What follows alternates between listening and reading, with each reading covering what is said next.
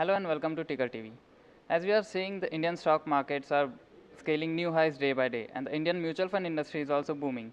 So, to talk more about Indian mutual fund industry, we have Mr. Sunil Subramaniam, Managing Director and CEO of Sundaram Mutual Funds. Welcome to you, sir. Welcome on Ticker TV. Sir, today you have launched a new fund called Sundaram Service Sector Fund.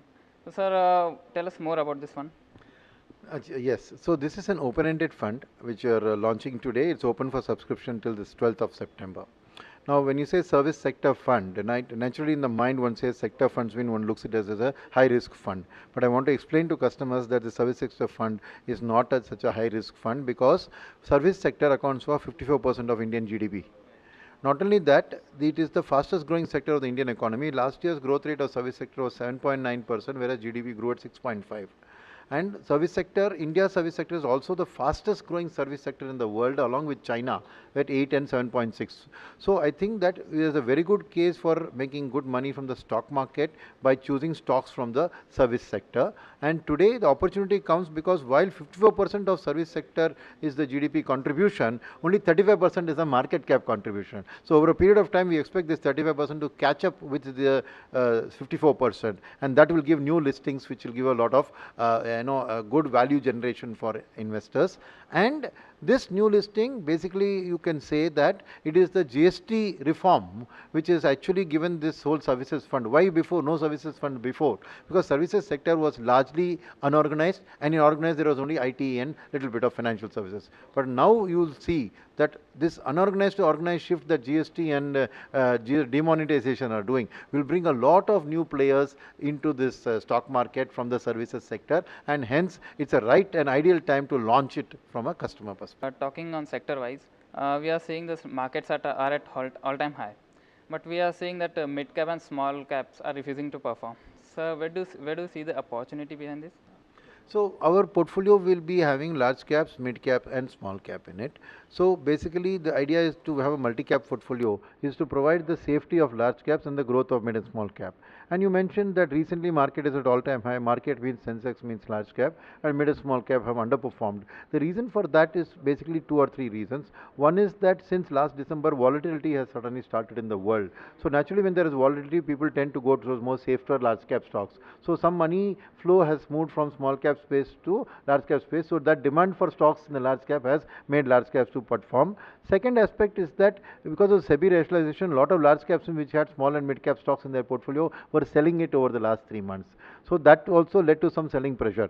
And third thing is that in the infra cycle, people are expecting that after government spends on infrastructure, private sector will also start fresh capacity creation. So infra stocks went up strongly in the last November, December, but that infrastructure creation is getting delayed because private sector will start only when capacity utilization goes up beyond a decent number. Today from 72 it has become 75. In capacity for Indian economy is 81 max capacity utilization. So as 75 moves to 76, 77, in a year to 18 months, infrastructure sectors again will start performing well.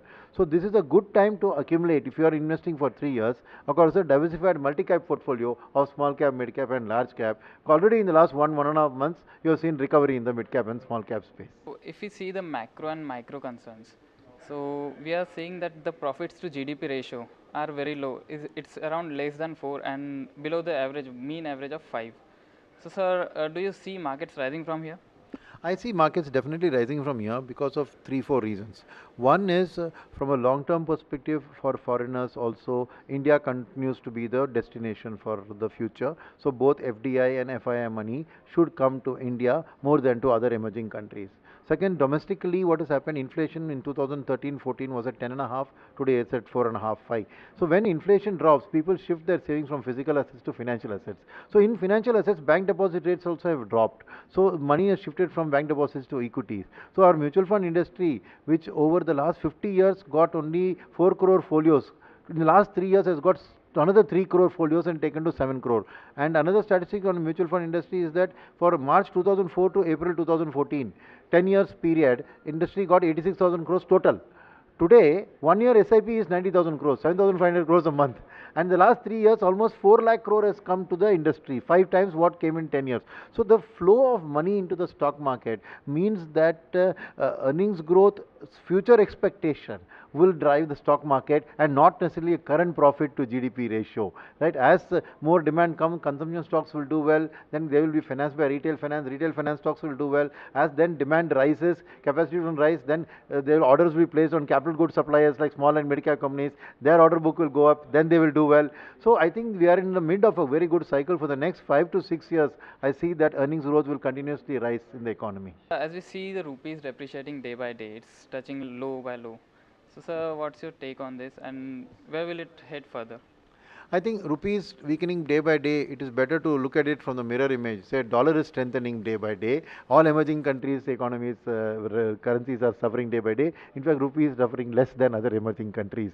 So I think that if you see that Indian economy, given its strength, I don't see much more scope for rupee depreciation. The inherent strength of the Indian economy will cap the level of depreciation of rupee compared to the other countries versus the dollar. But dollar is going to anyway strengthen because American economy is recovering strongly. So, talking on global issues, we are seeing the crude oil and the global geopolitical tensions. The crude oil is so what impact will the crude oil and global tensions will have on the Indian economy? I think crude oil, what will happen is those sectors which are not able to pass on the crude price increase to the customers, they will suffer. Like aviation is not able to pass on the aviation fuel increases, but automobile people are able to pass on the increased input costs. So different industry it will vary. But because of this global tensions, what will happen is there is this flight to safety. So the larger and large mid cap stocks will get more money. Where there is good earnings visibility, those stocks will get more money. So rather than doing value buying, people will do growth buying. So I think growth oriented stocks will outperform value oriented stocks in the next 12 to 18 months. So finally, what will be your what will be you say on to the investors, to the retail investors? What will be your My view for retail investors: first, don't please invest directly in the stock market. Please put your money into mutual funds because they use diversification to reduce risk and use expertise and research to enhance the return. Second is, in your portfolio, have a long-term approach. 5 to 10 years you should look at when you invest in the equity market. Third is, for those people whose salary income is monthly, they should put monthly SIP as a way to enter the market. And fourth and finally, in their overall asset allocation, they should remember that over the long term, it is a mid-cap segment which has delivered the best value. So when they do asset allocation, they should have some mid-cap, some large-cap, some small-cap. But the biggest allocation pie should always be a mid-cap managed by a mutual fund, and then they should also do this multi-cap funds because there the fund manager varies the asset allocation. So investors on one side should rely on the distributor and form an asset allocation based on their age, their risk profile, and another side they should rely on the fund managers in multi-cap portfolios who will do their own diversification across sectors and across large-cap, mid-cap and small-cap. Thank you very much, sir, for joining us on Ticker TV. Thank you very much. Thank you.